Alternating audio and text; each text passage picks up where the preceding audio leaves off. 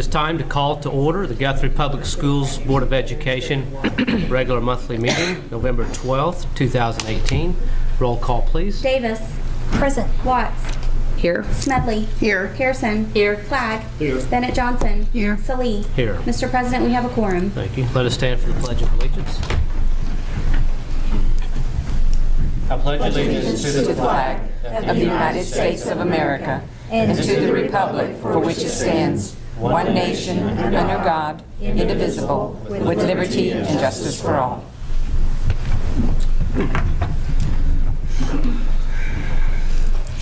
As we begin this meeting, let us pause for a moment of silence.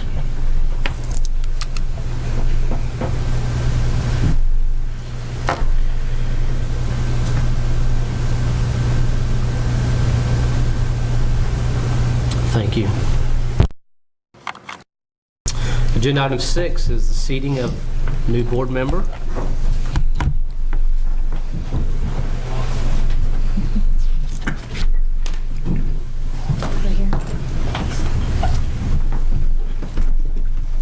Just raise your right hand.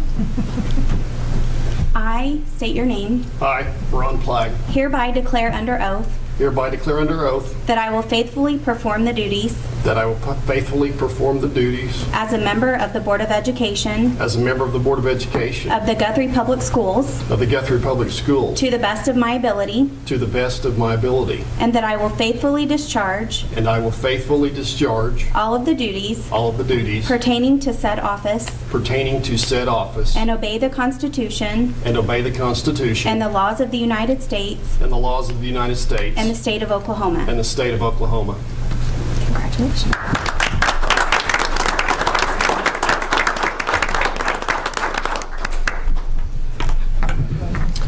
Welcome, Mr. Flagg. Agenda item 7 is student recognition. Mr. Blake Whimsy from Foundation Insurance has a presentation for us tonight.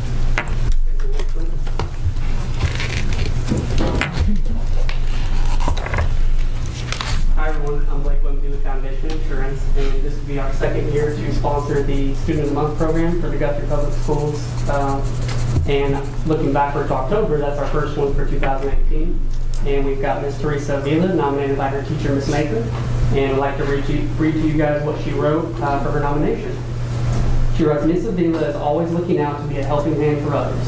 She recognizes the value and qualities of others and helps them to be their best self. She is dedicated to being a team and serving her community. She is respectful, responsible, hardworking, and caring. She travels through adversity with grace and poise. I am honored to be Miss Avila's teacher and FCCLA sponsor. I hope to be like her when I grow up.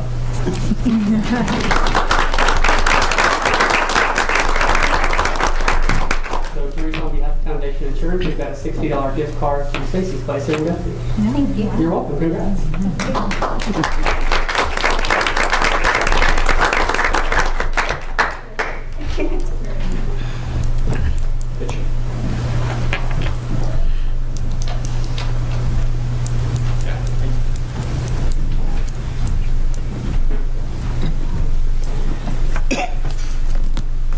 Agenda item 8, comments to the board by citizens registered to speak to the board. We have two that are registered to speak tonight. The first will be Martha Case, and her topic is funding for gifted and talented programs. So I'd like to make a statement. We welcome you here tonight. The board policy is your comments are addressed to the board. We cannot respond to comments because that topic is not an agenda item. And please keep your comments limited to 3 minutes. So, welcome. Thank you. If you'll come up so the microphone can capture your Yes, that's good. Yes.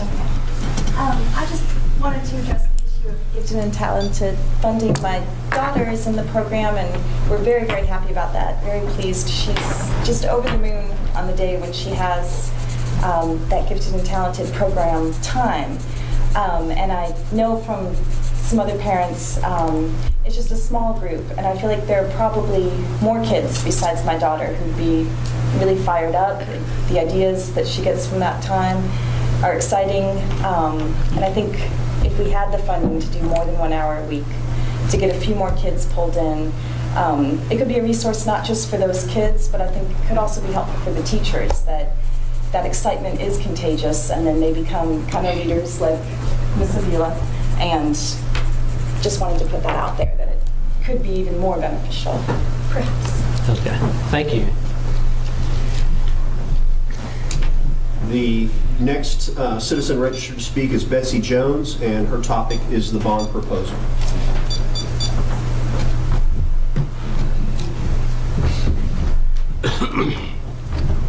Hi, thank you for letting me speak to you tonight. Just to give you background, I'm a mom. I have 2 kids. I have a 4th grade student, Curtis Jones, and a 1st grade Amanda Jones. They're amazing little kids, and I'm their advocate, and that's why I'm here. Sorry, I'm a little nervous. I was excited to see that there's a bond proposal that you guys are looking at tonight. All those issues that are on there are very, very important to the success of our children. There is one issue on there that I feel is not being put up to where it needs to be, and that's the technology. Our children in Guthrie are lacking in the technology field. I don't know if you're aware, but the 4th graders this year are going to be taking their state test. They are made to be typing an essay, not writing it. You put that in front of a child who's used to writing instead of typing, that's a huge disadvantage for those children. We're setting them up to fail on that test if we can't get some technology in front of these children before 4th grade. My son is very, very gifted. He's also in that class with Quinn. In the gifted and talented at Bogarty, there's a 4th grader, 3 3rd graders, and 1 1st grader. They're all lumped into the same class. There is no funding for these students that are gifted who want to succeed in technology in these programs. We've got to do something better. Personally, I know 3 friends that have moved 2 miles across the border in order for their children to get the STEM programs, the science programs, the technology programs. That's a shame. We have an amazing staff like Mrs. Todd, Mrs. Watson, Mr. Graham, and all the teachers here that are passionate and very capable of teaching our students this, but they can't teach it if we don't give them the tools. We have to step that technology thing up, or our students are going to fall further and further behind every year that they don't get it. There are small schools that take advantage of their career techs, have partnered with them, have staff that is funded for their programs. They come in, they make these programs for them. Little schools like us, I know you probably think I'm talking about Edmond. It's not. It's Hobart, it's Cashin, it's Crescent, it's Stillwater, it's everybody. Guthrie is falling further and further behind, and when there's a statement at the bottom, we hope that the board will look at the technology and say, please consider this with the money that's left over. That's not good enough for our kids. Our kids need to have that media, that digital divide, where we're not so far behind. So that's really what I wanted to say, is that I'm passionate about my kids and the kids at school, the teachers. They've got to get this funding, and I understand that it's not all just funding. There's grants. We have Meridian Technology that's coming in. Let's partner with them. Lean on parents like me that are excited about that. Make that bond with Meridian Technology and get some of those funding that the other schools have. That's my time. Thank you for your input.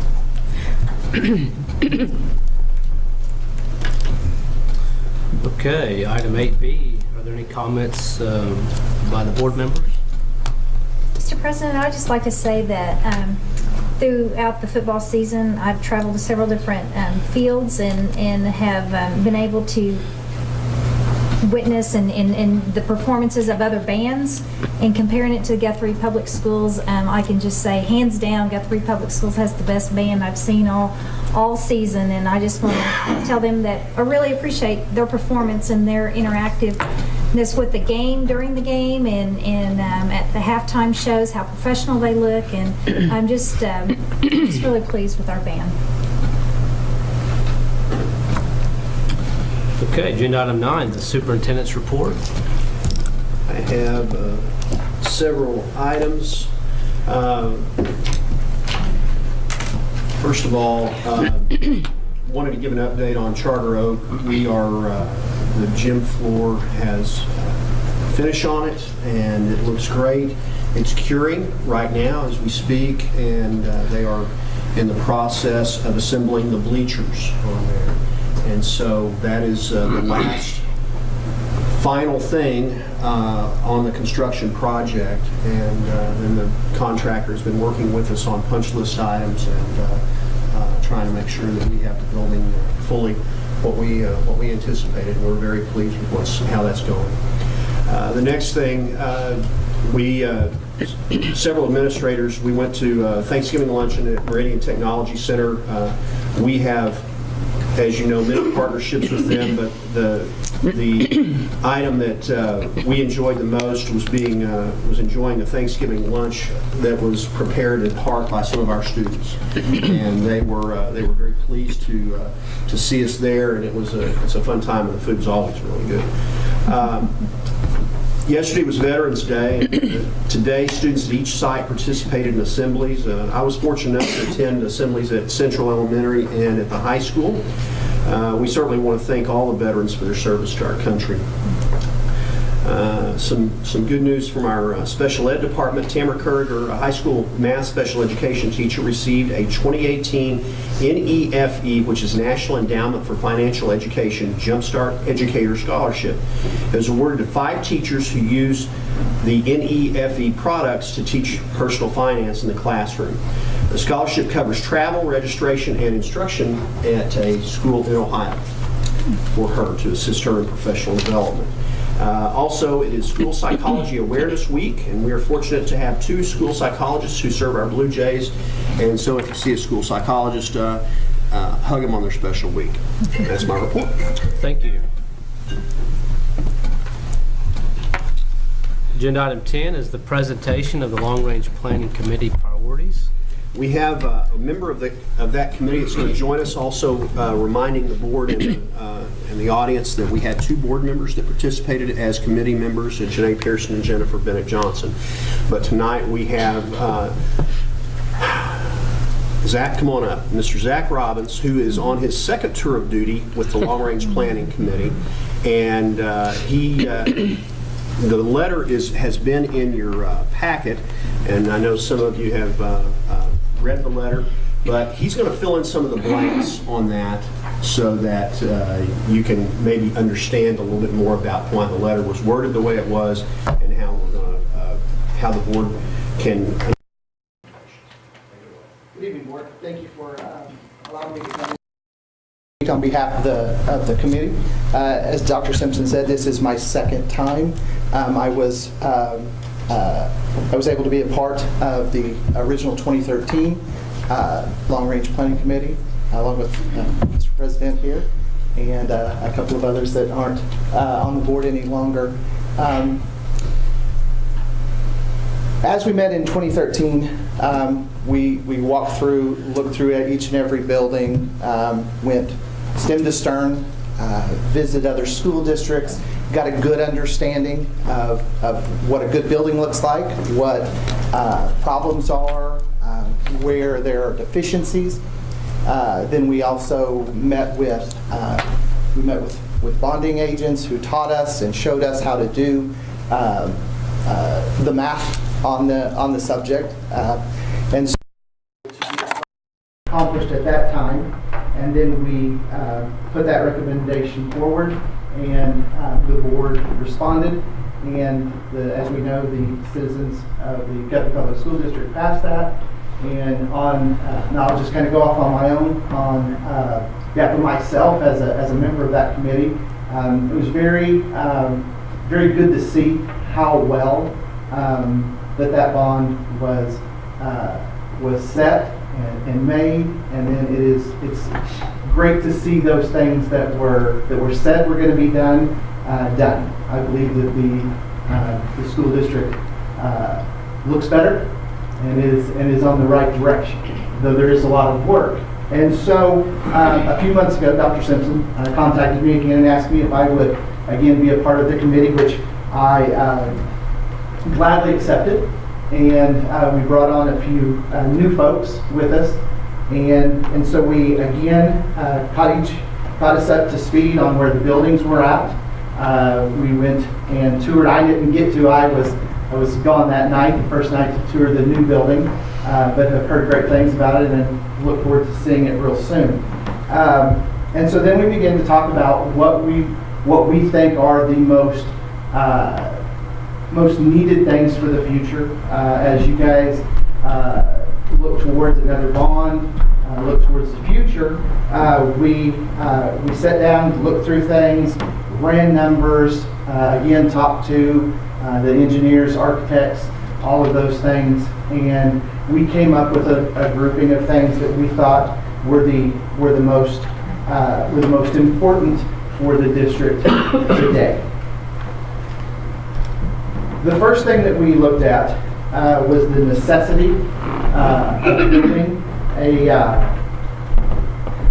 new school to replace Cotterill because of the condition, because of the difficulties in getting it up to compliance with the ADA and things like that. We looked at it and determined that it would be the most important thing, big ticket item, so to speak. As going through there and just looking, it's kind of what we had when we did the original long-range planning committee. We kind of talked about, what would be, like the future down the road. And if you remember, Mr. Salee, we talked considerable amount at that point in time about that. But we knew that the new school, the Charter Oak Elementary, was most important at that time. And so, in looking at this, we looked at the student space, as the paper says, and the design of the building, and realized that it is not something that we really deem, from talking to not just us, because none of us are engineers or architects. We built a few things around the house and things like that, but we did find and spoke to experts about the feasibility of saying, hey, how can we do this? How can we? Is this a building that could be saved? And so the Long Range Planning Committee felt like the most important thing is to address Cotterill Elementary, and that was pretty unanimous, pretty obvious choice there, and so that was our first item, our first thing that we really felt needed to be addressed, just because of there's just so many things. It's kind of like, where would you really even start? And so the determination from us, and like I said, we're just a group of citizens that are just kind of, looking at the obvious, and that's where we began. Is there anybody have any questions or anything? I think one of the items one of the things that the committee looked at also was trying to address needs district-wide with our facilities. Cotterill obviously is a challenge because of the condition of the building, but when you pair that with the financial schedule of what we can bond for, it's not feasible to consider 2 elementary schools in one bond issue, because we just don't have enough money available to do that. But and if we attempted that, it would take so long to have enough money available to address some other needs that are pressing right now on infrastructure of some of our buildings that are newer, that that's where why the committee went in that direction. I don't know if Lieutenant Johnson or Mr. Pearson have anything they want to add from the committee. Just that it was much more feasible to, if we do this, to rebuild on the grounds we already have than to go look for more land, because we'd like to save the money to be able to use for other options also. So the idea is to build up instead of out, I guess, on the building more than anything else. Our district has had so many challenges for so many years, and now to have the opportunity to address issues within the district, infrastructure and buildings and safety. We've tried to identify the big ticket items, as well as address some of the more immediate, the school security and the technology. And like Mike said, the funds that we have are not quite those that a lot of the other school districts have, and so we try to identify those items that we can address in a timely manner and make the biggest impact on the district. Yes, that is absolutely correct. The second thing that we looked at as a recommendation is to work with our architects and engineers to provide secure entrances at all the sites. And we know that, you know, there's nothing that we can really do to keep or solve or take care of all issues or problems. But we looked at those. We looked at those schools. We discussed it. We talked amongst ourselves. Again, we went back to things that we had seen, newer schools that had been built with these things in mind, and talked to the engineer and architects and about making it to where it's not just a situation where it's just come off the street into the school. And that's never a good situation, though it's a situation that a lot of our schools have. And it's something that we really felt like within the future, within things that we need to look at, that's one of the things that we do. Because, we're all, we're all parents for the most part.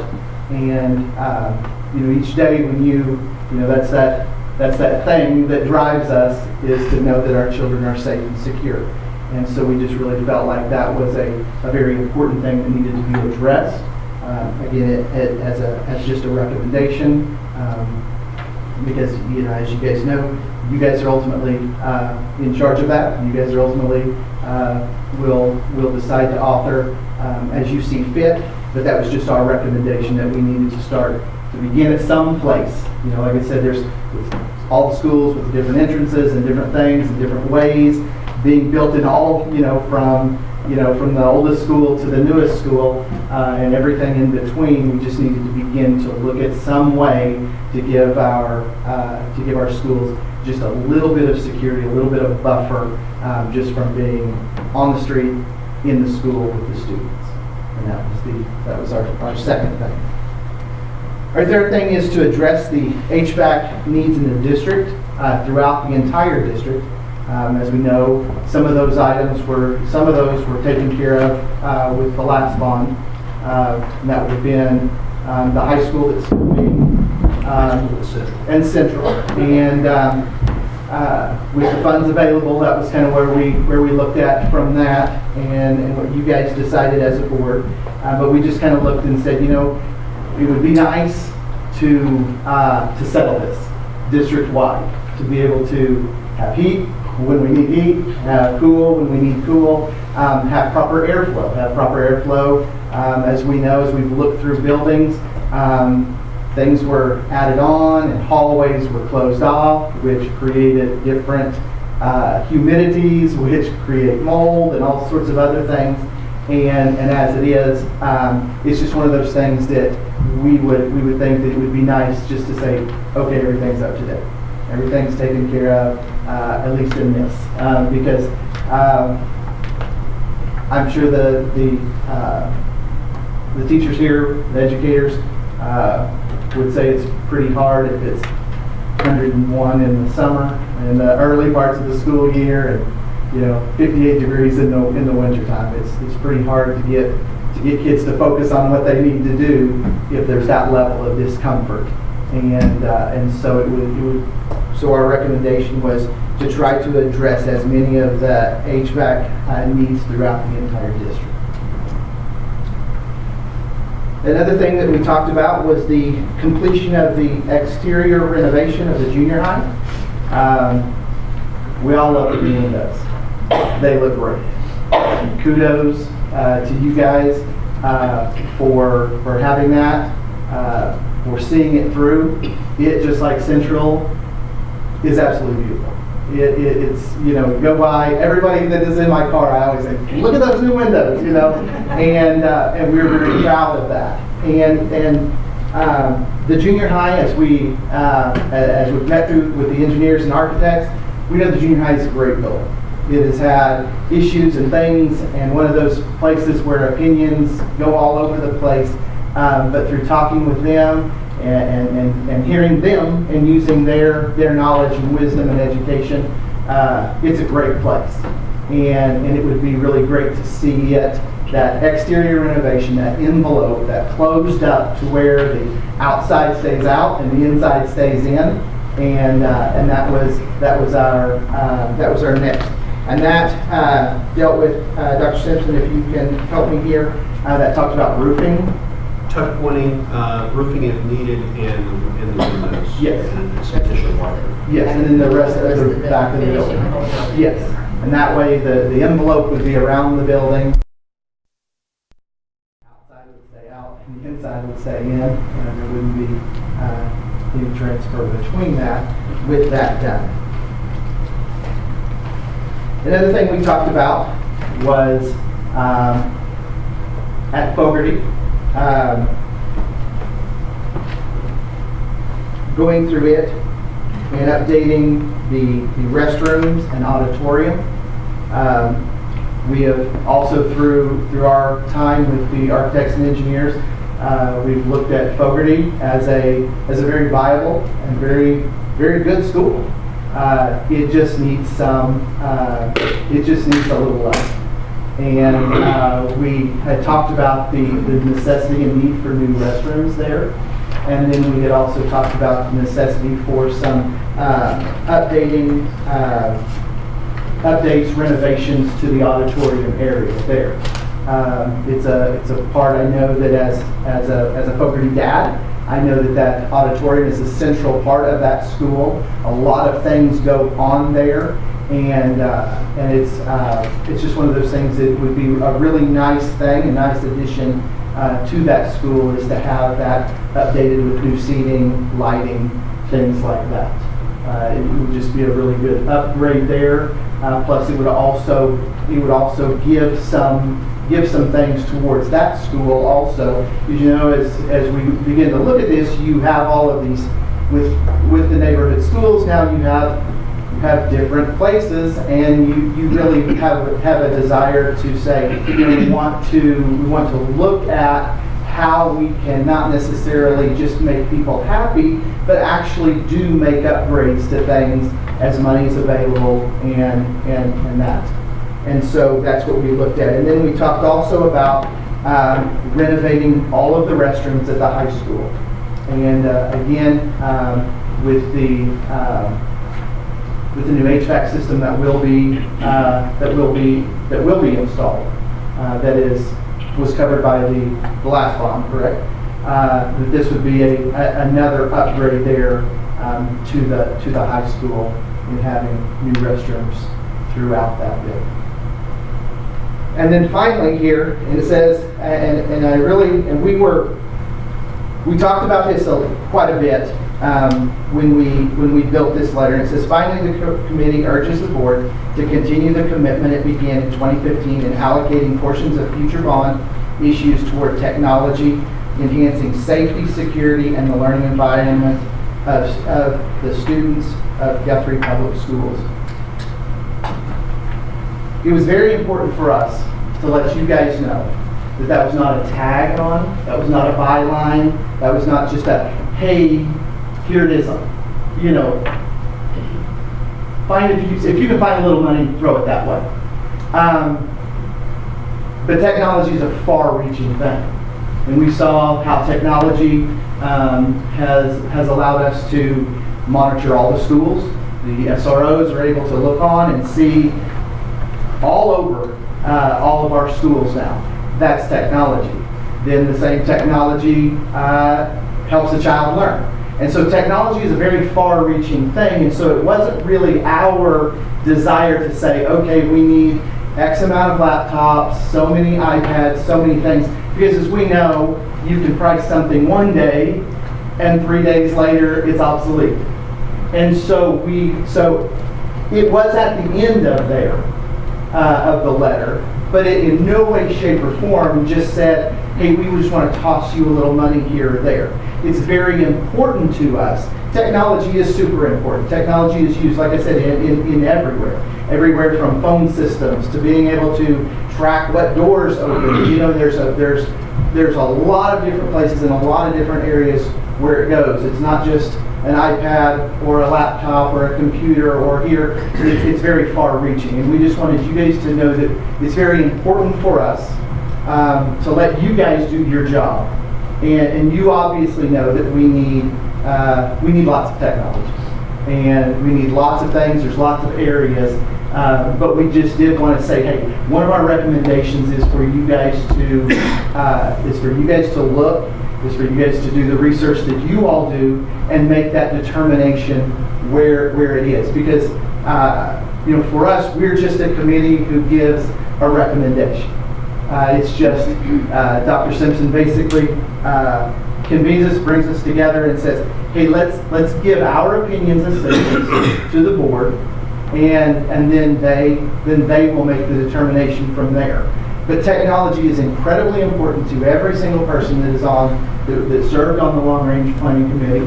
But that is an area where we say, it's the giant elephant in the room. We realize that technology needs to be, those needs need to be addressed, but we're going to defer to you guys because you already know we need technology needs also.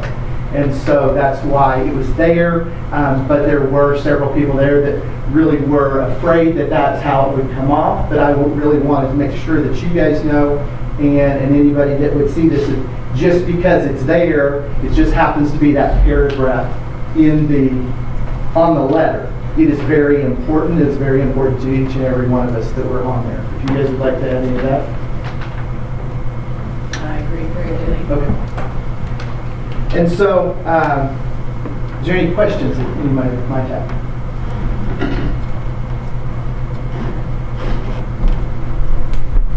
I know Travis has served previously, and Janae and I also served this committee, and get to see how involved in the ideas and the commitment that everyone coming in and trying to identify what the issues are and come up with the best source. I know for me as a board member on the original bond, that was important. These recommendations came from parents and from community participants and administrators. Thank you.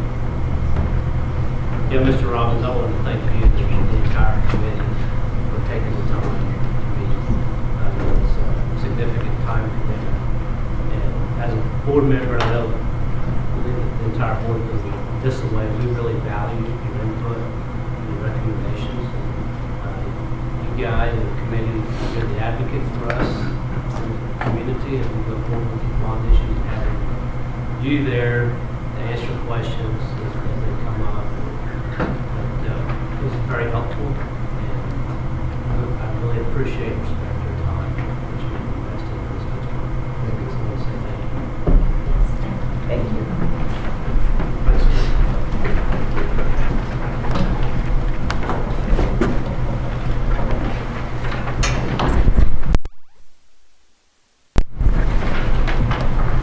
Presentation of District Annual Dropout Report for fiscal year 2017-2018 by Mr. Doug Ogle, Assistant Superintendent.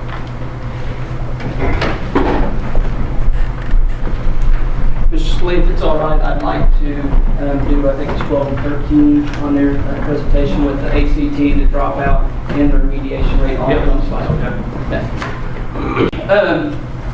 We're required by the State Department, as one of our areas is to track our ACT trend data for 5 years. And so the first several slides are going to be our 5-year trend data with the ACT. So as a district, total tested, we talk about this every year. You can see that it keeps continually going up from 2014 to 2018, where we topped out at 193 students. And so the state has helped with that because they do fund the testing, and so there's more kids that are testing now. There's a look at the state.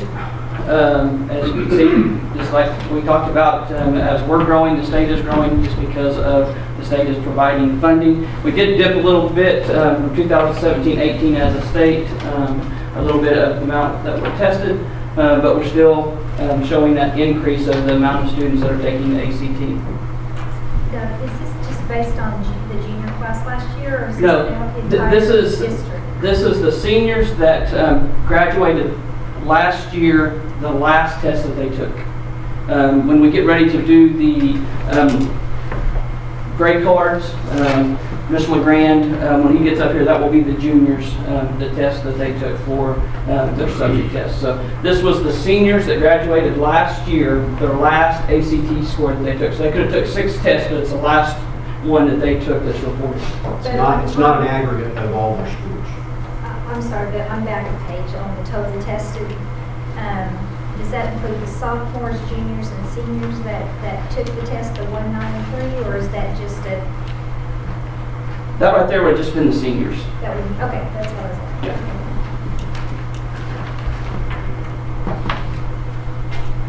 Yeah. So for the English, when you look across there, across 5-year trend, we did take a dip this year. And I'd like to tell everybody you're not comparing apples to apples because these are different kids every year, you know, with different things that are going on and where they're at. And so this is one thing Mr. LeGrand and I talked about is, you know, we took a dip.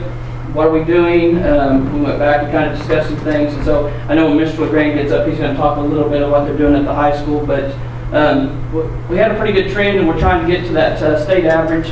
And one thing I didn't say is you're going to see all our district is in blue and the state average is in red in all the slides that we present tonight. And so a little behind there, we took a step back, and so we're going to work on that as a district to try to get that to state average and higher. Hey, Doug, whenever I was kind of looking through this, when did we switch to the new standards, teaching standards? On the English, was that 2 years ago? 2 years ago, yeah.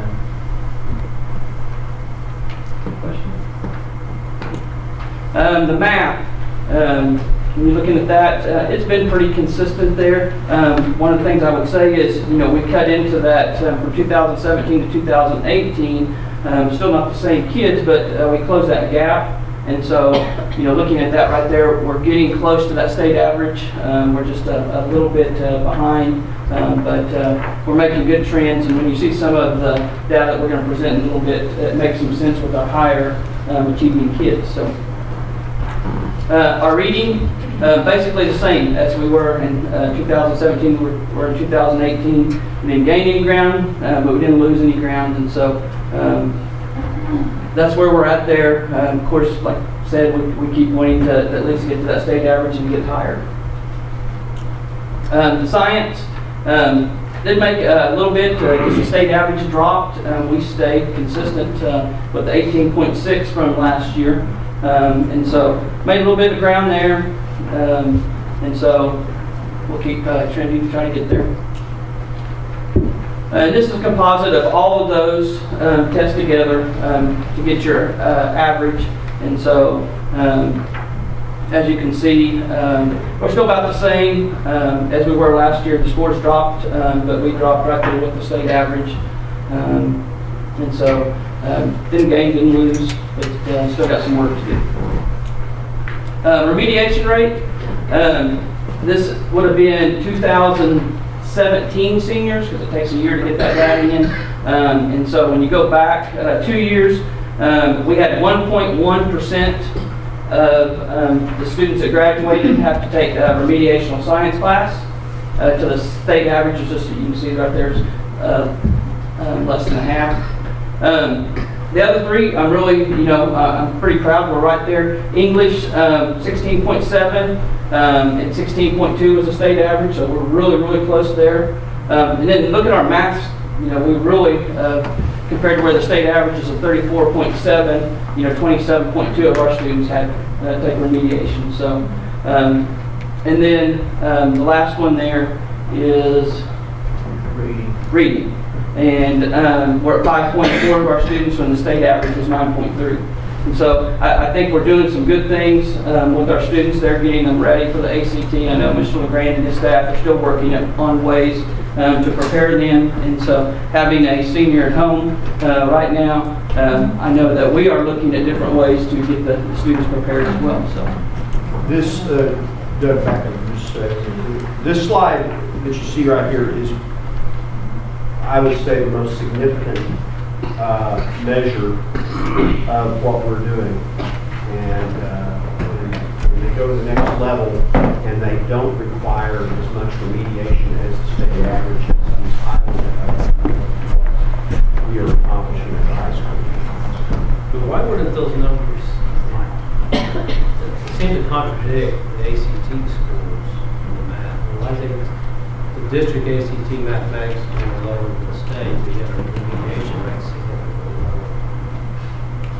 I mean, you may not. I don't have the answer to that. Well, too, you got to realize that not all these kids that took the ACT are going to college. And so the bottom line is probably your top end kids are the ones that are ultimately going on to college. And so those kids are not requiring as much remediation as just anyone. If that makes sense. I think it's an important point because remember that when the state 2 years ago started paying for all of our seniors to take the ACT, previously the kids that were at least targeted for being college bound were the only ones taking it. Now all of our seniors are taking it, and you can see as those numbers jumped, they jumped with students that would otherwise probably not take that test. And I think that's a significant portion of this when you look at the history, the historical data that skews it. So.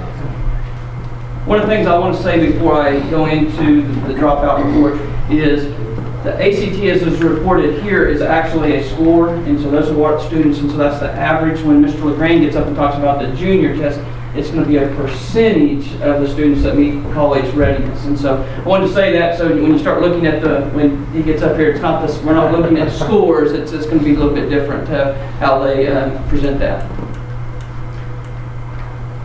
Okay, so the secondary are required to have a dropout report or an exit report. And so 7th grade, I wanted to show you, these are kids that when we started the school were on our rolls and then exited somehow and did not get into another school that was a diploma issuing school.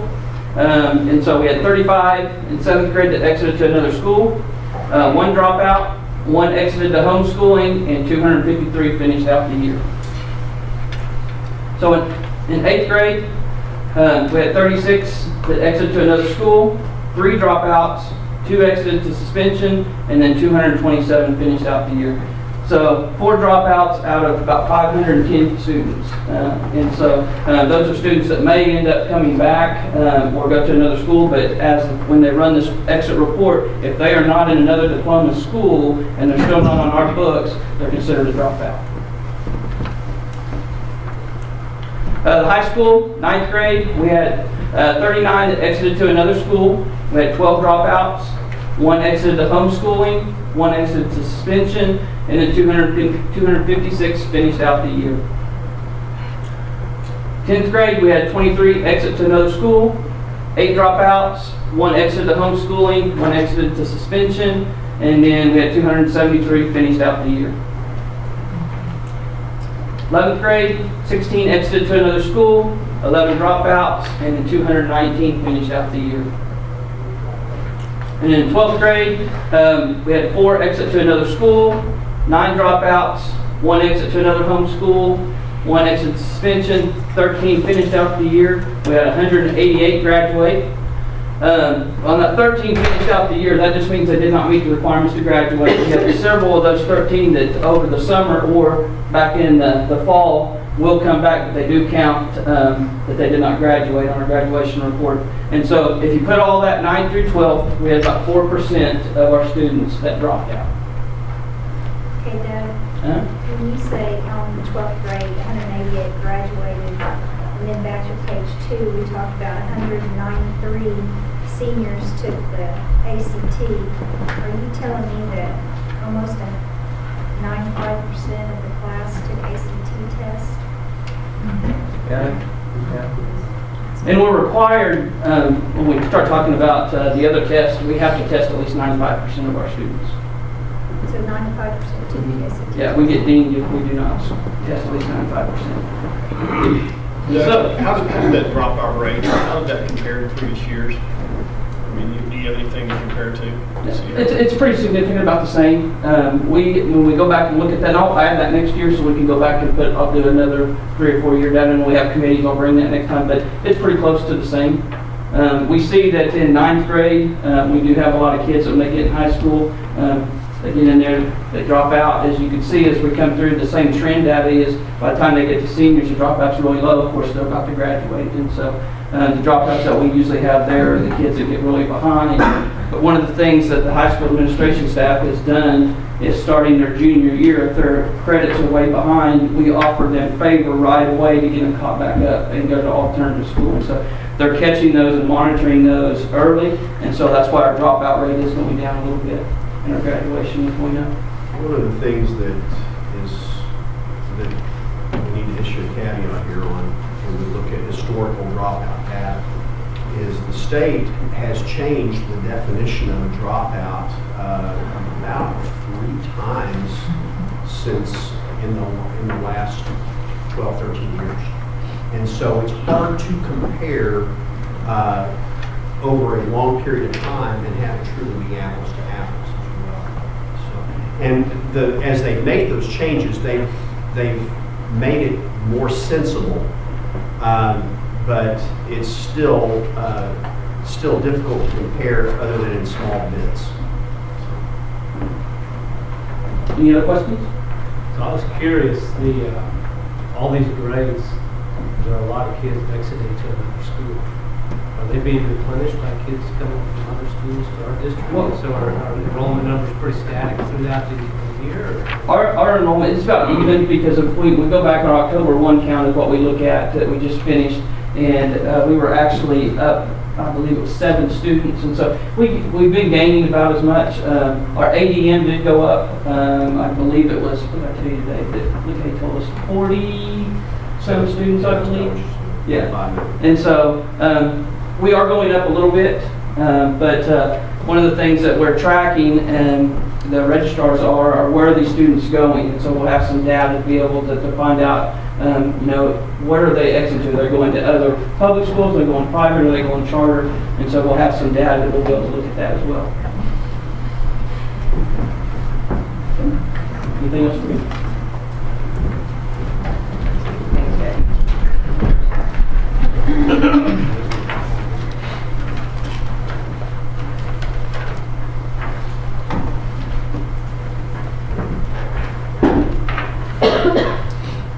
Can we get that bottom block off? I do too. I'll need a line. Yeah. Okay. That concludes agenda items 11 and 12. Thanks for your trouble. Agenda item 13, presentation by Principal Ms. Marcia Todd, Ms. Susan Davison, Mr. Robbie Rainwater, Mr. Crystal Gray, the final Oklahoma School Testing Program results for Fogarty, yes, Guthrie Junior High and Guthrie High School for 2017 and 2018.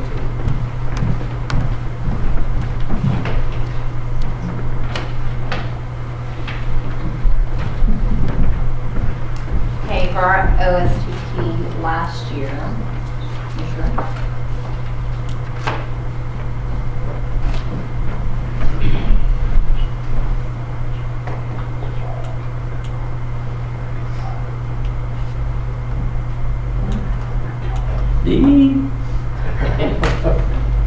Battery.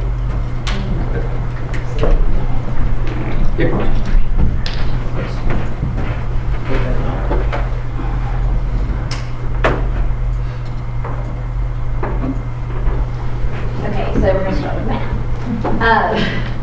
Our third grade math, last year, the state average, as we said earlier, was in red, was 42%.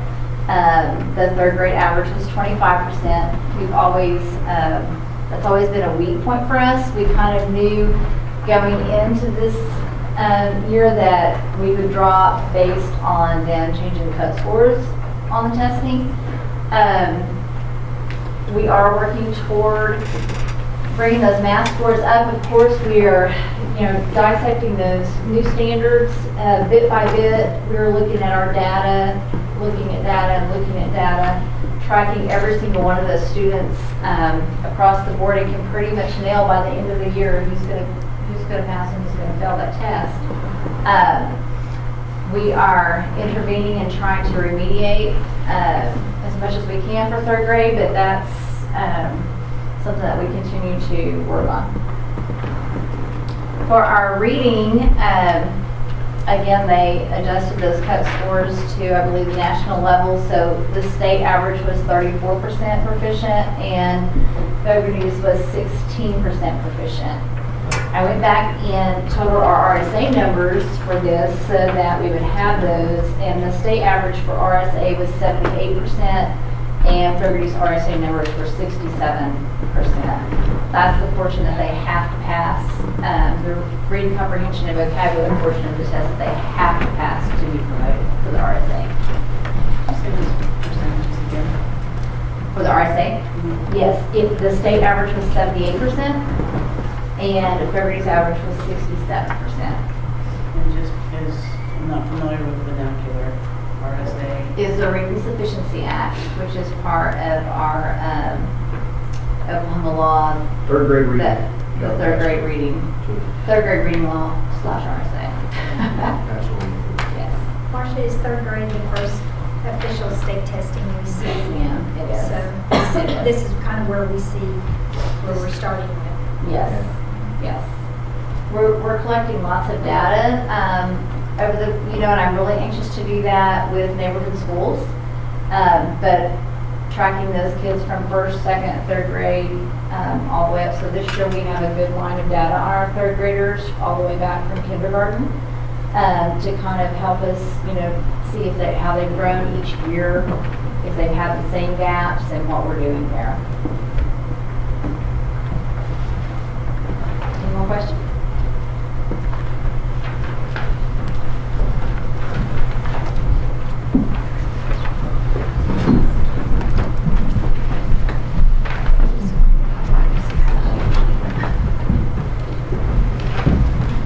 Okay, I'm going to report and update you on our guest numbers.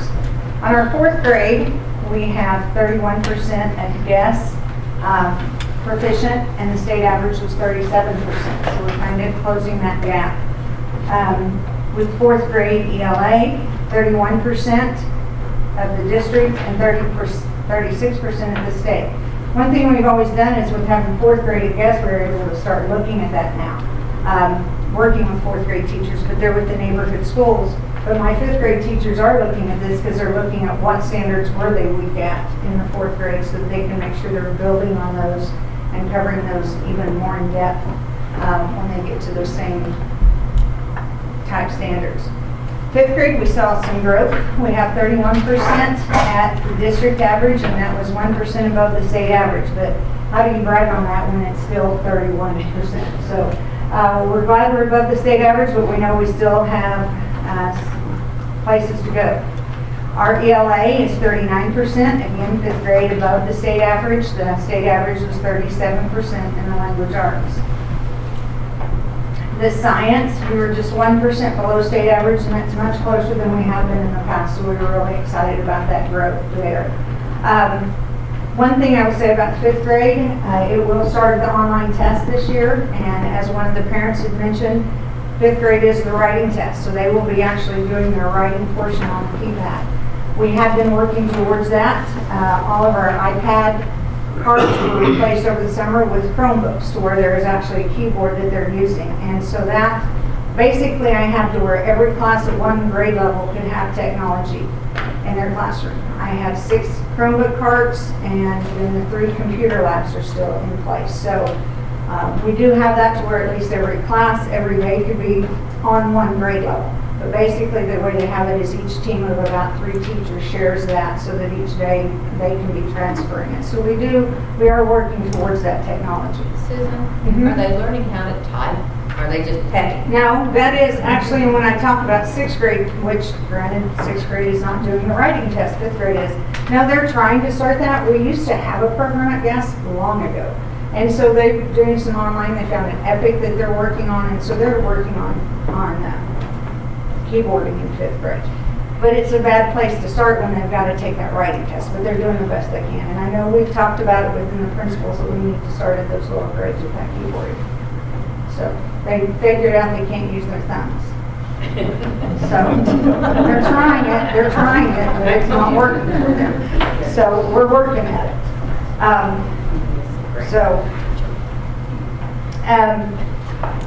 Sixth grade math, we are at, the state average was at 28%. Again, we were at 33%. We're above that state average, but we still want to continue growing.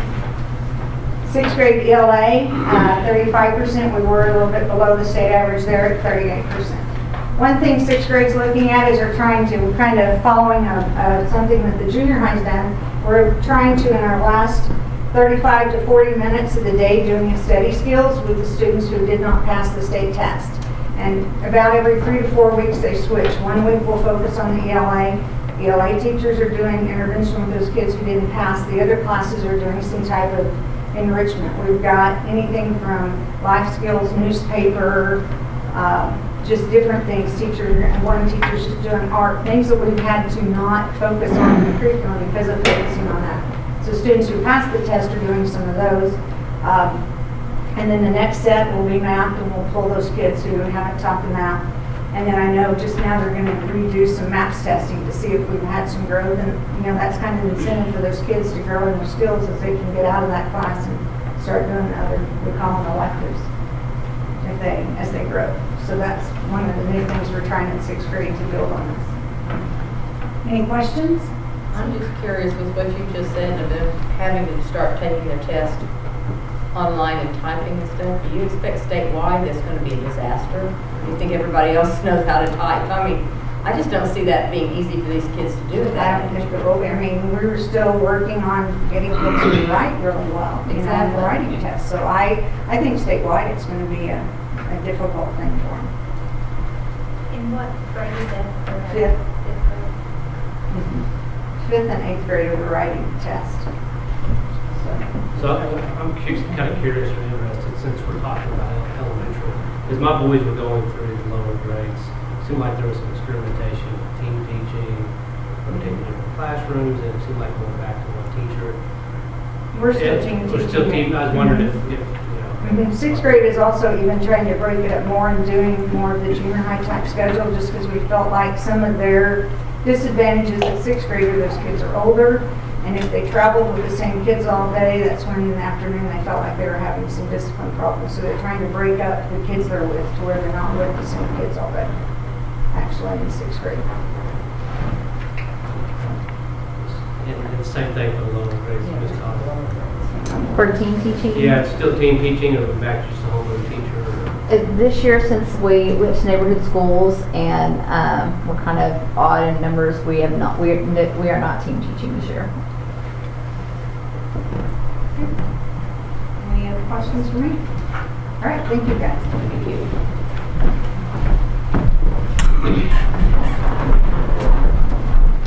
All right, for the junior high, seventh grade math, state average was 35%, and we were at 39%. I'm just going to run through these. You guys stop me anytime you want to ask something. Seventh grade ELA, 28% for both us and the state average. For eighth grade math, state average was at 20%, and district at eighth grade level was 38%.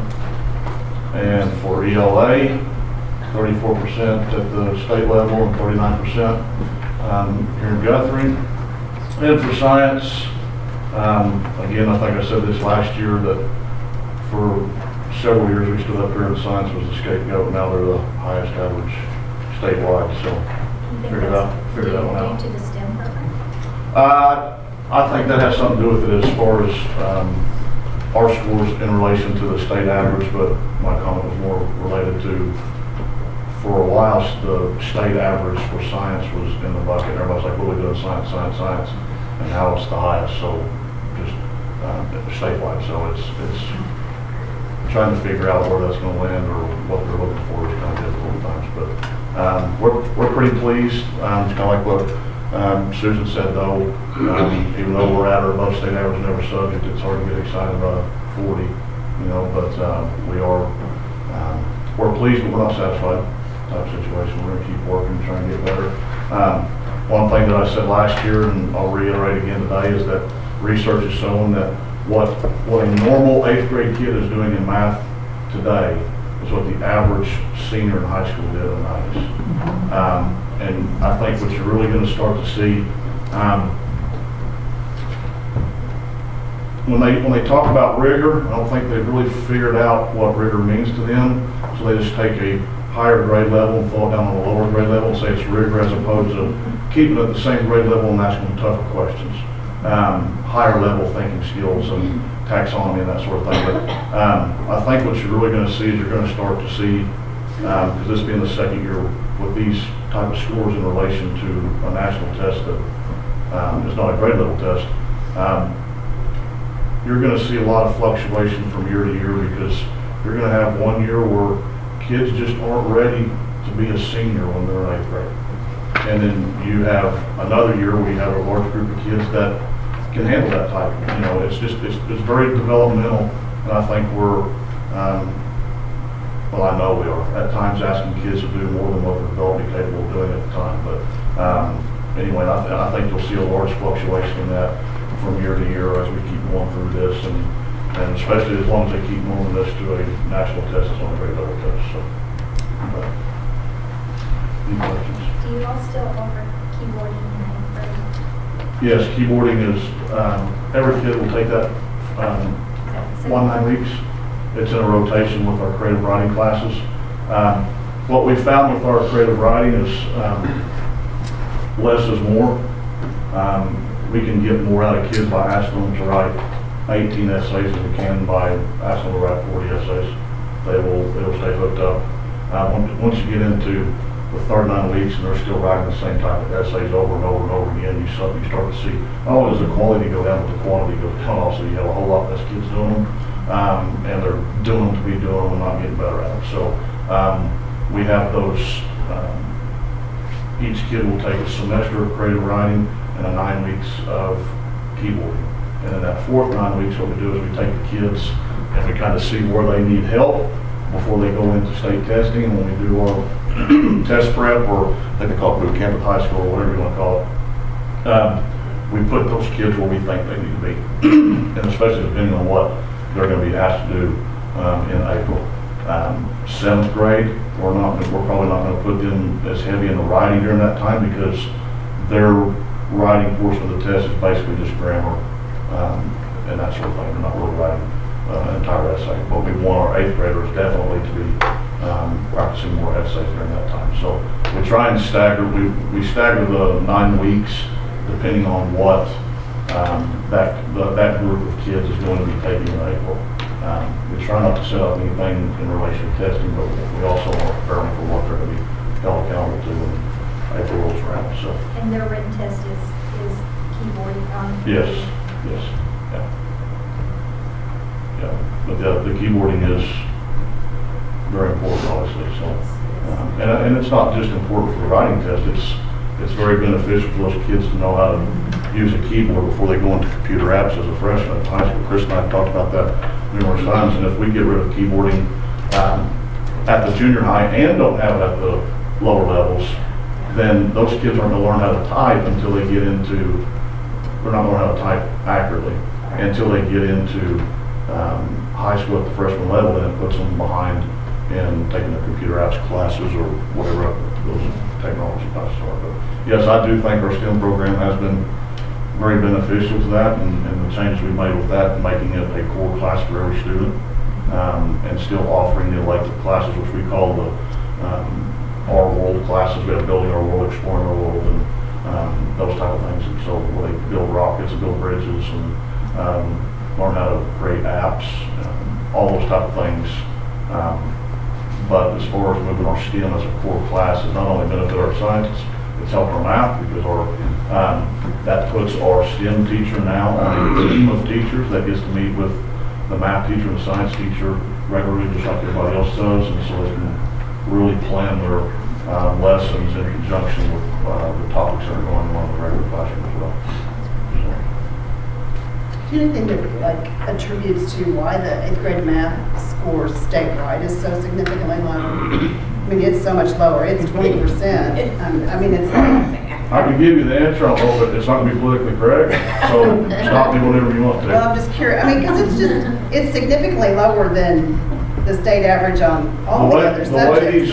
The way the test is being done is the argument became, why is Oklahoma ranking so low nationally on this national NAEP test, yet they're ranking so high on their state tests? There was this big gap in saying, why is 76% of 8th grade students passing the Oklahoma standardized test, but only 20% of them are passing the NAEP test? The answer to that is the highest that the NAEP 8th grade math test has ever been is 44%. There's never been a state score higher than 44% on the 8th grade math test when it comes to NAEP. And the reason why is because it's not a grade level test. They're testing 8th graders on general knowledge of math, not an 8th grade test. Oklahoma is testing 8th graders based on 8th grade standards, not 8th, 9th, 10th, 11th, and 12th of general knowledge. So when you're looking at these scores, okay, and why are they so low, all right, when they do the cut scores for these tests, they make sure it matches where they want Oklahoma to rank when it comes to NAEP, so the state test matches what the national test says. It's a joke. Okay. Thank you. Or sit, I'll sit down. You guys email me.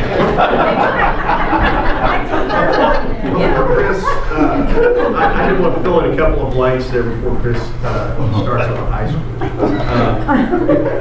And thank you, Mr. Rainwater. I'm sorry. When you look at what we're doing from 3rd grade and really from pre-K through 8th grade, because that's really what we're talking about.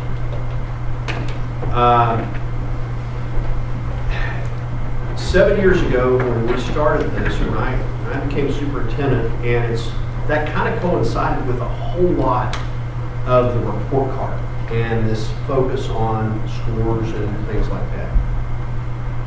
And I can remember sitting in some of those meetings with the administrators where I wasn't sure that they weren't going to become suicidal or at least need counseling. And that's when we changed the conversation to focus on where we are as opposed to the state average. Because we're funded similarly in each district in this state for what we can do in the classroom. And so the measure of the work our teachers are doing needs to be bounded by the state average. As a state, if we want to have a discussion of raising that average, that turns into a funding discussion many times. Now, saying that to say this, if you look at, and this trend of the scores has held, even though we've changed ways we measured it, the trend has held where the 3rd grade are about where they have been. And by the time they're in 8th grade, they are above the state average. And that has been consistent in the last 7 years. That tells me that we are growing these kids. And that's why when I first look at these, when I look at the 3rd grade and I kind of get down in the dumps and then I look at and I go through all of it and I see what we're doing. And then I'm reminded this happens every year. And that's a tribute to our faculty and staff for taking a kid in pre-K that may not have the abilities of the average Oklahoma student. And by the time they're in 8th grade, they exceed those abilities. And that's something that, and we now have a 7-year picture of that has been consistent. So, sorry, Chris, but I didn't want to. No, Dr. Smith, in fact, you took the words out of my mouth, because I was going to say, as a high school principal, that's very encouraging to me, because we know where our kids are when we get them, and you can see that they've continued to progress as they go up from elementary into junior high. And now, as far as high school is concerned, this is kind of new territory for us this year, because our scores are based on the ACT, which we've been wanting that for quite some time in the past. Everything's been based on the end of the instruction exams in each of the 4 subject areas. And so now the data that we're given is directly from our ACT results. And, we'll go ahead and get started then with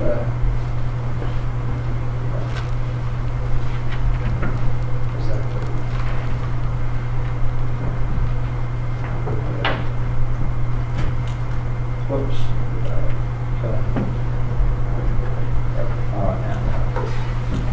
Okay. What we're looking at here, and I've got to clarify exactly this information, what this means as far as the percentage. Well, what ACT has done is they've been able to set a standard, what they call the college readiness benchmark scores. And there's a range of these scores, but basically they're saying that if a student can make an 18 or better on their ACT, their sub-score in English, then they have a 50% chance of scoring at least a C or higher on a college level comparable class, or a 75% chance of scoring at least a C or higher. Okay? So, with that being said, there's a benchmark score that they've given, and basically what they did is they tracked these students as they went into college, and they compared their sub-scores on the different parts of the ACT to a college level class, and they've been able to come up with some empirical data to show that this is about what a student will achieve in a college level class. And so with that being said, statewide this year on the ACT, these are the juniors. The ones we looked at in the earlier slide that Doug gave were the graduating seniors of 2018. These are juniors that will graduate this spring in 2019. And 16% of our kids met those college benchmark standards. The state average was 20%. So we're just a little bit behind there. And I'm going to go through each one, and then I'm going to tell you some things that we're kind of doing to improve our scores in this area. 11th grade English. English on the ACT and reading English is more usage and grammar and punctuation. And we've kind of gotten away from that a little bit, and so we're going to try to emphasize that a little bit more and get back to that. As you guys probably know, kids today do a lot of texting and get on social media, and I wouldn't say that their usage and grammar and spelling skills are real apt. If anything, they're inept, but I think that probably contributes a little bit to that. But at the same time, we're going to make an emphasis, and our teachers are doing a really good job of using a lot of this grammar work as I go around to the classrooms as their board starters when they're walking in, and they have to correct sentences, and I think it's good practice for the ACT. In science, it's 16 to 20% as far as the percent. And again, if you look at statewide and all the kids are taking tests, you think 20%, that's not very good. But again, we're testing every junior in our school and in the state. And not all of these kids, as I mentioned earlier, are actually going to go on to college. But they are taking the test, and you can see here the reading is where we've really closed the gap compared to the other. There's just a few percentage points behind, 28 and 30%. And again, this is what ACT considers college readiness benchmark scores. And so what we're doing, and I can already see the results because as I look at this, I've got the data from last year too.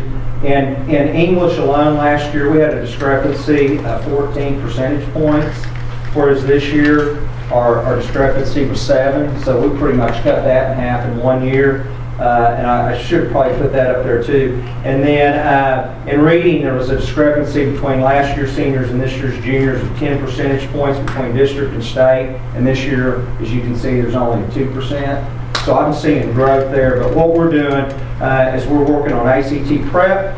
And last year we had 50 site licenses that the kids were using during Power Hour. This year we've got 100. And what I'm going to do is I'm waiting until January to start those kids on ACT prep. Last year we started in September, and 30 each month we're working on it. Well, by the time they took the test in April, out of sight, out of mind. So this year, with more site licenses, I can start in January, and we'll have about 100 kids or 75 kids to 100 kids each month. And then when we take it in April, they've all had the opportunity to take the ACT prep. Another thing that we're really, it's a different from elementary school up to high school. The ACT is a time test, whereas the state test, they have all the time they want. And that is the biggest challenge of our kids when they take the ACT, is that for math, there's 60 problems in 60 minutes. And so you don't have an hour and a half, 2 hours, 3 hours, unlimited time.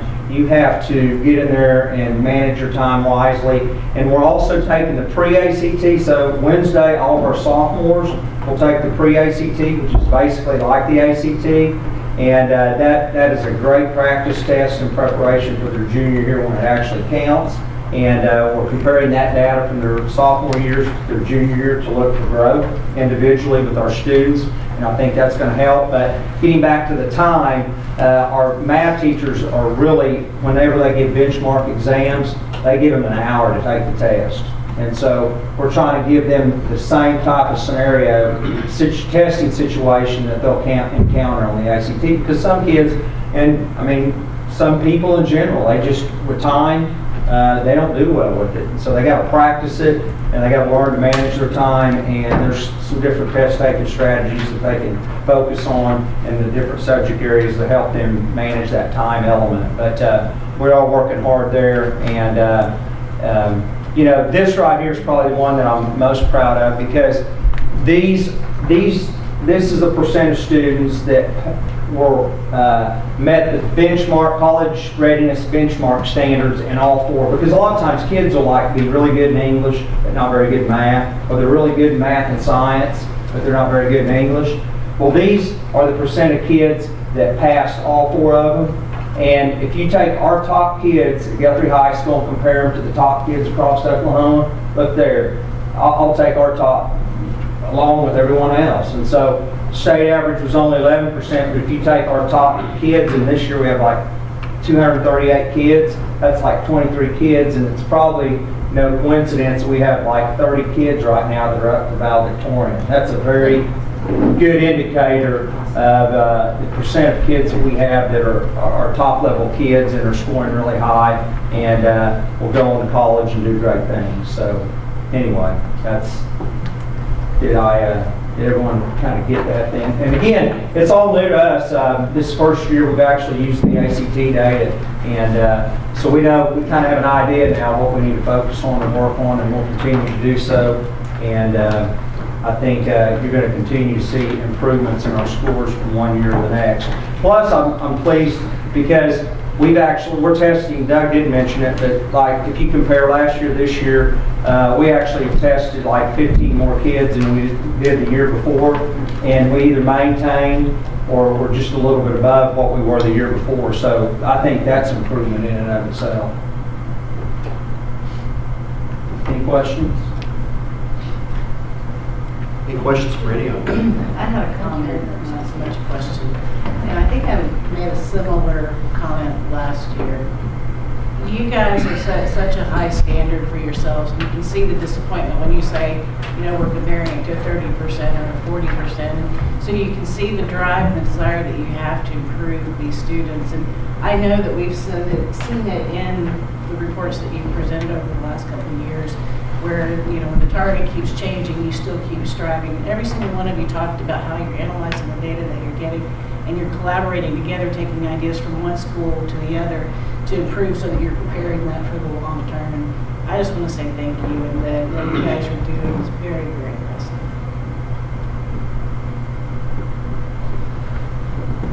Well said. That was an information-only item, so no action by the board tonight. Okay, agenda item 14 is the consent agenda. We have a motion to approve. And I make a motion. Yeah, I make a motion we approve consent agenda item 14, pull items A and B, please.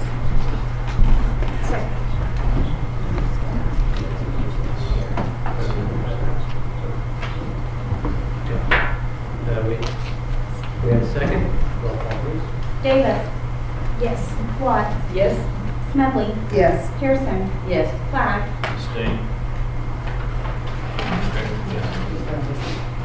Bennett Johnson. Yes. Salee. Yes. 7 ayes, 0 nays.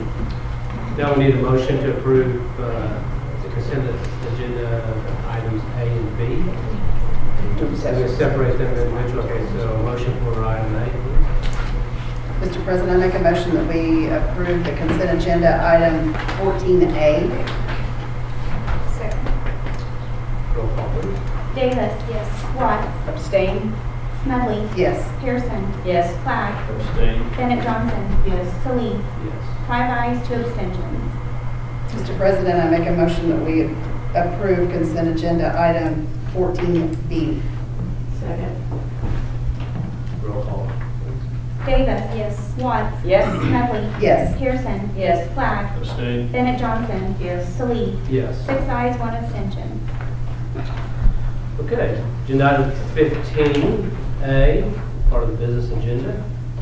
Recommendation, consideration, and action to adopt a calendar of regularly scheduled school board meetings for 2019. This is an annual event that we have to file with the county clerk. It's listed on page 60, and I'm getting there.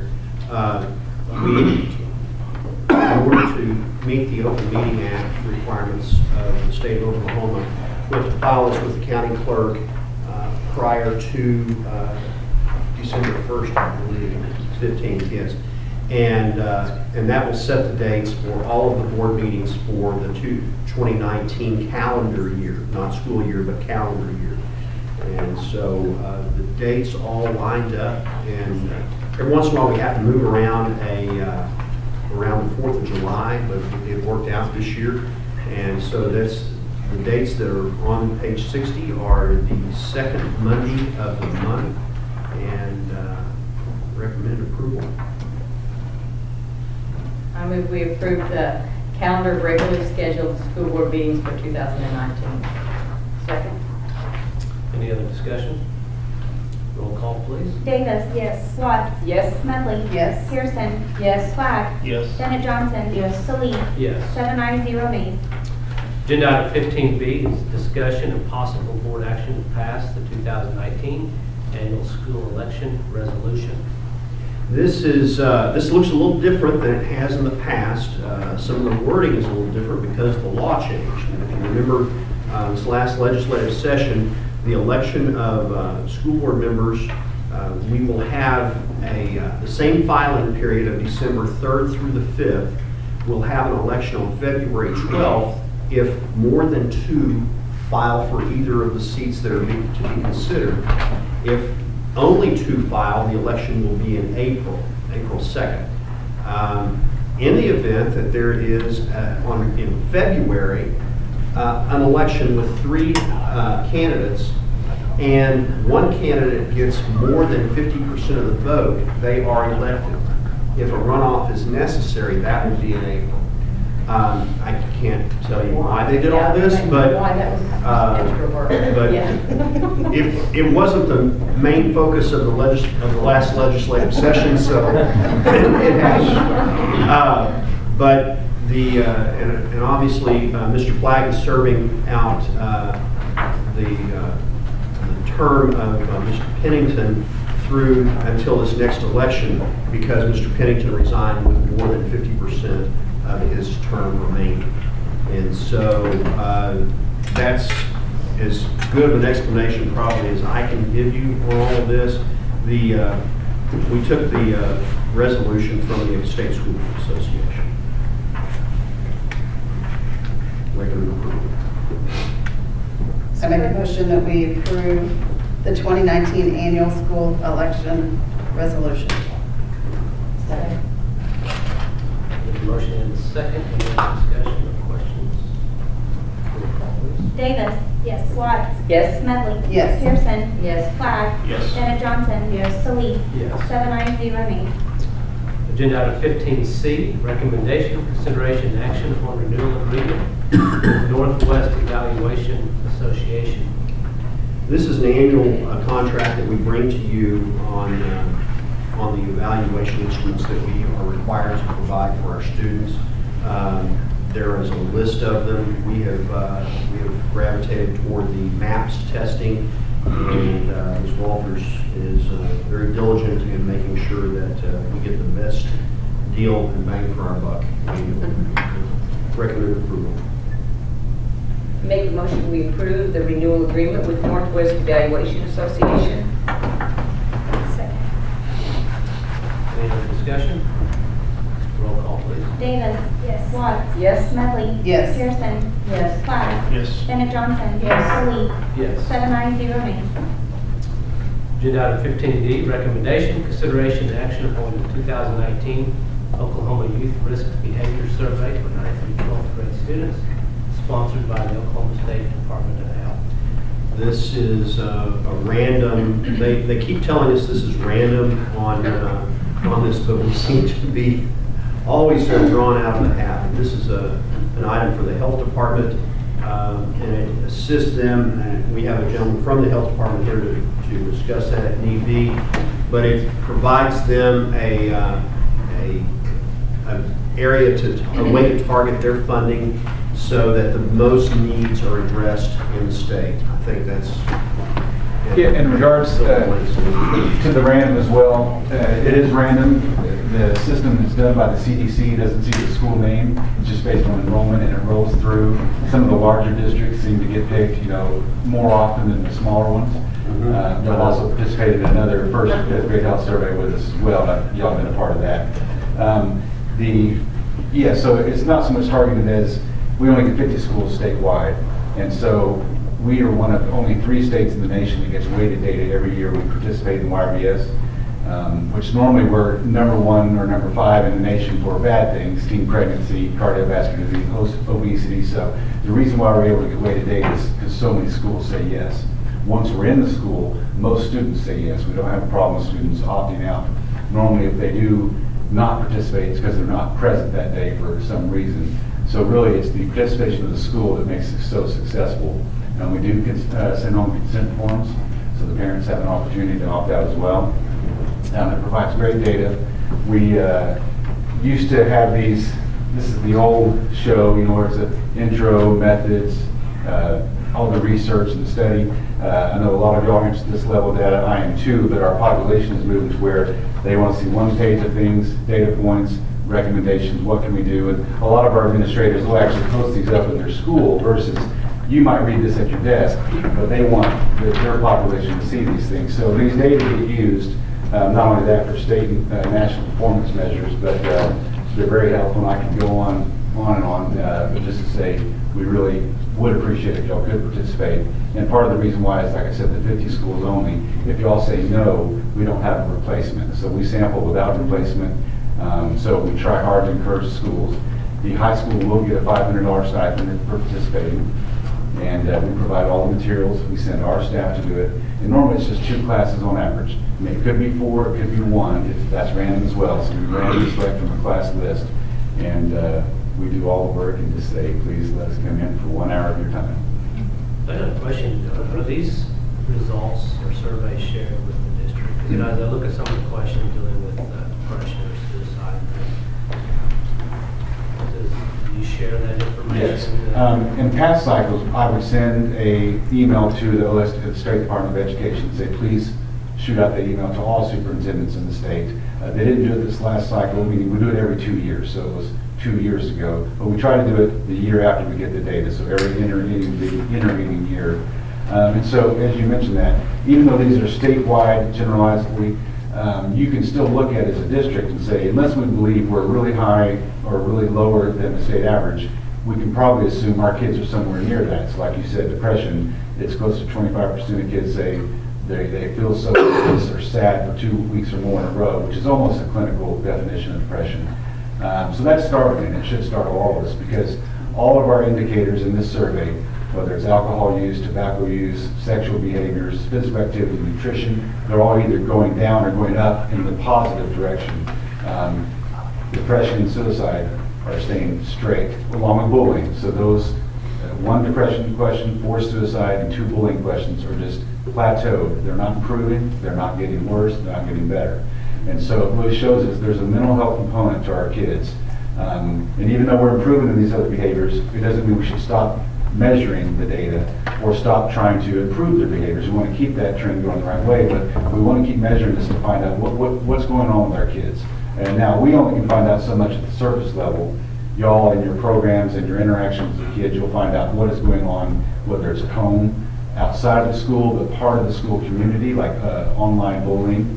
So they may not be being bullied on school property, but probably from their school community outside of school. And so there's things like that that you all know that will help carry on this picture of this baseline data that we're gathering. But the baseline data for Guthrie is sent to our superintendent. Well, it's not generalizable. You just put it all with the 50 schools and Yes. send it to the state. Because the way that the random sample is done, our data will gather from your school, won't represent your school. But when they're pulled with the classes that are randomly selected from around the state, they're pulled to say this is a statewide representation. So we don't have Guthrie level data. But we're the only survey or only data source that I know of that gathers this type of behavior on Oklahoma teenage students. There's no other data source in the nation that tells us what's going on with our Oklahoma youth. And so if someone else did it and they had it and y'all said no, I'd be okay, but they don't, and this is it. This is the one and only one, and so I just say please, if you would, consider us. We like the $500. Sure. It's not a lot, but anything helps. No, anything. Amen. So the opt-out form does go home with the child? Yes. So once we select the teachers who will be doing the survey, that will come and do the survey, we'll say, send this consent home form with those students. And we choose passive, which means the parent only has to return it if they don't want their student to participate. We can do active. That does typically decrease the participation rate because the student has to bring it back whether the parent says no or yes. And not saying your kids aren't capable of bringing those back, but all kids, once something goes home and you try to get it back, but like I said, we choose passive. If you prefer active, we can do that as well. But we give every opportunity for the parent to opt out. And then the student can opt out. We read a script before the survey, so you can not take the survey right now. You can start taking it. If you don't like the questions, you can stop taking it. So they have every opportunity to stop and opt out. There's no personal data. No, The students included. No name, no. We ask them their age, race, and gender in the survey, but no names, nothing like that. We even say, don't write your name on the survey. In our script that we read, every administrator reads the same script to every student. This is anonymous, confidential. Don't write your name on the survey. We tell this teacher as well as y'all, once the data are returned, they go to the CDC, and they're all grouped together, so we don't see class, district, school, nothing. Once I have the data back, I can't tell where it's from. All I see is a statewide average. So basically, you just have the kids in a room. Yes. And you're handing out these tests. Right. So there's no one-on-one interaction. Not at all. During these. So for example, we'll take a class schedule, we'll look at second grade only. We'll randomly select, I'll normally get 2 classes, Mrs. Jones' English class and Mr. Smith's math. And we go in, so normally what they do is their normal class period, but we say, right now we're just gonna do this survey. She takes roll, we hand out the survey, we read the script. They take the survey and then we put it in a tie-back envelope and seal it in front of them so they see we're not looking at your data or your responses. And if we couldn't tell them from it, it's just a Scantron. Yeah, and so they, it's just classroom setting. We make them sit spaced out like they're taking a test. We ask the teachers to stay up front with us. That way they feel like they can take the survey with anonymity and not someone peeking over their shoulder. If they ask me, Mr. Burke, what do you mean by weapon or what do you mean by this, I tell them I cannot interpret for them, answer to the best of your ability. So there's no assistance in that they just have to read it. If they can't take it without assistance, we don't allow them to take it. And if they're able to read and take it on their own, let them take it all by themselves. So yes, no one-on-one interaction, it's a classroom setting. Thank you. Thank you. Make a motion, we approve the 2019 Oklahoma Youth Risk Behavior Survey for 9th to 12th grade students, sponsored by the Oklahoma State Department of Health. Second.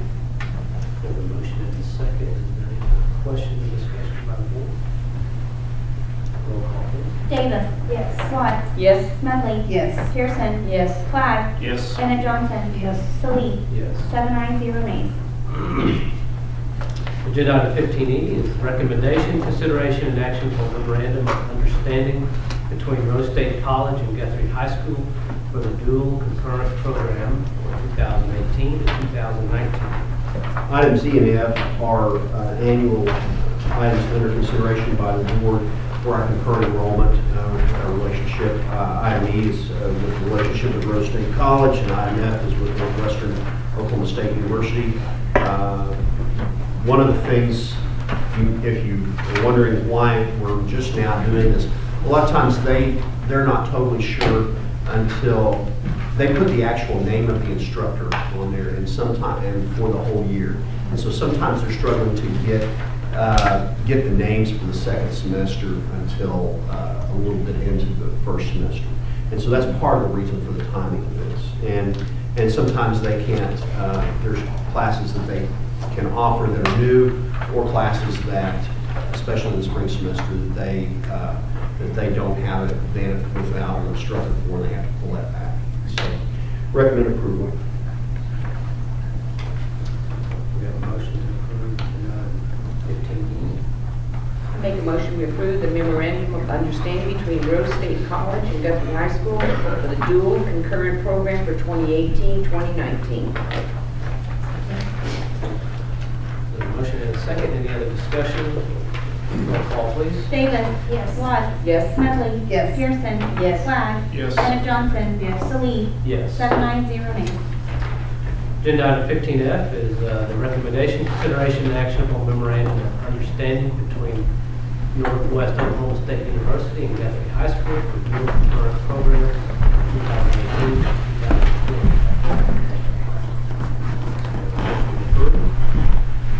I make a motion that we approve the memorandum of understanding between Northwestern Oklahoma State University and Guthrie High School for the dual concurrent program for 2018 through 2020. Second. Roll call, please. Davis. Yes. Watts. Yes. Smedley. Yes. Pearson. Yes. Flag. Yes. Bennett Johnson. Yes. Salih. Yes. 790 nays. Agenda item 15G, recommendation, consideration, and action on change order number 2 for Pope Contracting, Inc. at Guthrie Junior High School. We discussed this in committee, and this is kind of symptomatic of renovations of buildings that are the age of our junior high. When we start doing some renovation, especially on the exterior, you're certain to find some surprises, and we always found some on the bottom side of that building, and now we've got a couple on the top that we need to take care of as well. And so this is recommend approval of this change order, and this will also allow us to get new doors, new door facings for the front of the building. Make a motion we approve the change order number 2 for Pope Contracting, Inc. at Guthrie Junior High School. Second. Any other discussion? Roll call, please. Davis. Yes. Watts. Yes. Smedley. Yes. Pearson. Yes. Flag. Yes. Bennett Johnson. Yes. Salih. Yes. 790 nays. Agenda item 15H, presentation of proposed new district policy, C-15A, service animals. Pages 95 through 97 of your board packet contain a new policy. This will be the first reading. There's no action required by the board tonight. It's a presentation to the board in the public of the policy, and it will be up for consideration at the next scheduled board meeting.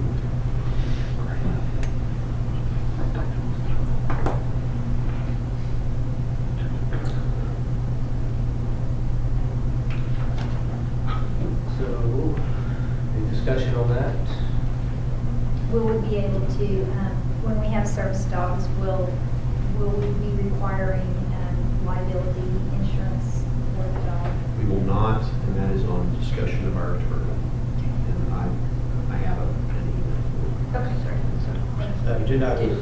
Did you happen to ask him yet about whether, where it says that it's recommended they be identifiable as That was opposed to? also recommended that we follow what their original recommendation. Need to read them? Yeah. I got it.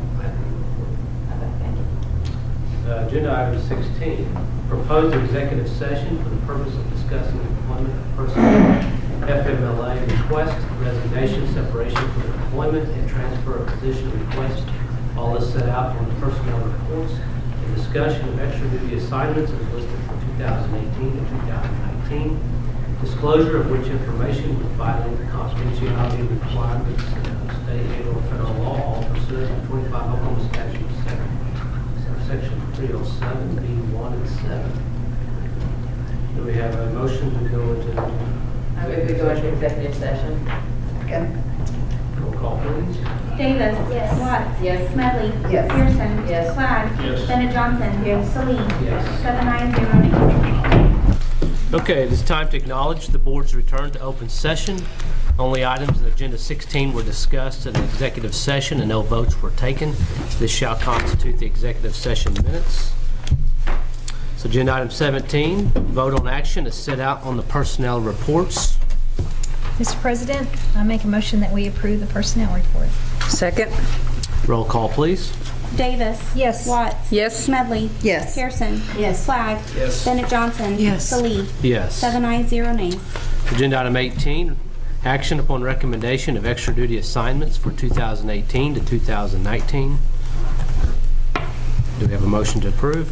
I make a motion that we approve the extra duty assignments for 2018-2019. Second. Roll call, please. Davis. Yes. Watts. Yes. Smedley. Yes. Pearson. Yes. Clyde. Yes. Bennett Johnson. Yes. Salee. Yes. 7 ayes, 0 nays. Agenda item 19, recommendation, consideration, and action upon approval for Kristen Knapp to be classified as an adjunct teacher for 4th grade music at Cotterell Elementary. I make a motion that we approve Kristen Knapp to be classified as an adjunct teacher for 4th grade music at Cotterell Elementary. Second. Roll call, please. Davis. Yes. Watts. Yes. Smedley. Yes. Pearson. Yes. Clyde. Bennett Johnson. Yes. Salee. Yes. 7 ayes, 0 nays. Agenda item 20, recommendation, consideration, and action to accept any resignations offered since the posting of this agenda. We have none. Agenda item number 21, discussion of possible action on new business not known about or could not have been reasonably foreseen at the time of the agenda posting. We have none. Do we have a motion to adjourn? Mr. President, I make a motion we adjourn. Second. Roll call, please. Davis. Yes. Watts. Yes. Smedley. Yes. Pearson. Yes. Clyde. Yes. Bennett Johnson. Yes. Salee. Yes. 7 ayes, 0 nays.